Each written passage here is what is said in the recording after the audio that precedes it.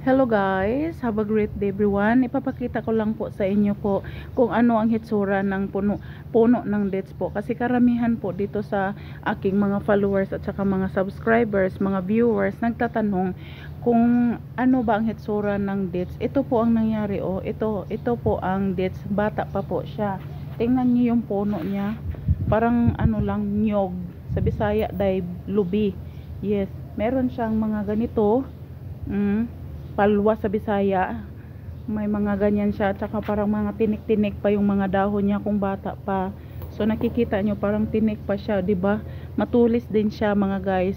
Tapos kung ano, kung kahit maliit lang siya, may bunga siya kasi nga ganito talaga ang mga dates, kahit maliit pa sila namumunga. At ito po yung dates sa bata pa siya, no. Hindi pa siya hinog, green talaga siya at saka mapait ito. Ang dates po ay isang tinagurian namin pambansang prutas ng dito sa Islamic area, dito po sa disyerto, kasi namumunga lang talaga siya sa tag-init. So ganito po ang hitsura ng dates mga lods. Okay? So karamihan nagtatanong, ano po ba ang dates?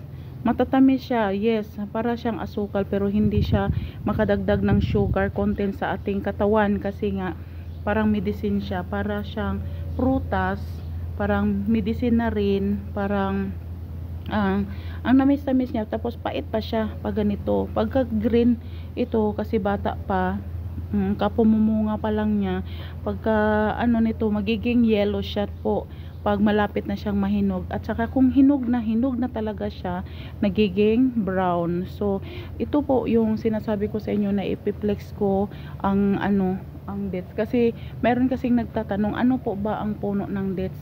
Ito siya, maliit pa siya, ganyan na. Ito may papakita ko sa inyo. Ito malaki-laki na siya pero hindi siya namumunga. Siguro dahil yung puno niya parang malalapit na siyang mamamatay, di ba?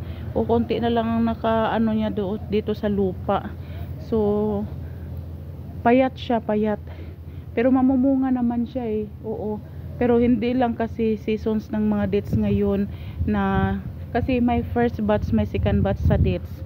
At saka ito yung sinasabi ko sa inyong mga dates po. Ang dami-dami. Maliit pa lang, bata pa lang sila, no? Namumunga na. So ganyan po ipapakita ko sa inyo ngayon, kasi marami ang nagtatanong, lalo na yung mga OFW na nasa Pilipinas lang, 'di ba? Ang dami niya. Kaya po may mga tao na mga worker po pumapasok dito sa bila, nagtatali. Tingnan nyo, tinatalian siya dito sa mga ano niya, palwa, sa mga kahoy niya ba. Oo, para dili siya mong laglag, para hindi siya mapunta dito sa ibaba. Kasi kung nandito siya sa baba, hindi siya maka ano nang masyado. Hindi, para siyang mga laglag. Hindi siya pag hindi mo tinatalian. At saka ito, 'di ba maganda tingnan? Ang daming bunga, no. Maliliit nga lang sila. Oo, dati nung bago pa 'tong namumunga, malalaki, ganyan naman talaga eh. O 'di ba marami pa doon nakahilera. O 'di ba dito, oh, pakita ko sa inyo.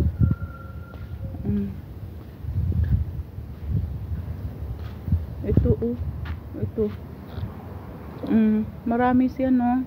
Kahit bata pa sila namumunga. Oo. Hindi naman po bawal magpa-ano dito eh. Huwag kayong matakot. Okay lang to kasi dates lang naman ang kinuhaan natin. So ganyan ka sagana sa dates po dito. Ganyan. Yung iba parang natutuyo na din. So ganyan po ang dates. Papakita ko sa inyo. Sa bansang Qatar po, dito ko lang nakikilala ang dates. Pero dati alam ko na may prutas na dates, pero hindi ko nakikita ang puno ng dates. Pero ngayon nakikita ko na talaga. So ganyan, nakahilira lang siya dito. O 'di ba? So sa mga hindi pa nakakita ng dates, yan po. Diyan muna tayo sa ngayon. Yan lang muna ang ipapakita ko sa inyo about sa dates po, kasi para talaga siyang puno ng nyog sa totoo lang, kasi meron naman talaga doon, oh. Papakita ko sa inyo yung malalaking puno. Ayun, malalaking puno, parang nyog, no? Oh, ayan, dates po yan. Ito, at saka yung isa, dates po yan. So ganyan ang dates po, para siyang nyog, sa Bisaya lubi. May palwa din, may mga kahoy din siya na parang panggatong. So yan lang muna sa ngayon. So thank you very much to all my subscribers, my followers, and especially to my viewers kahit hindi ko followers, kahit ano pa man yan. I love you. Bye bye.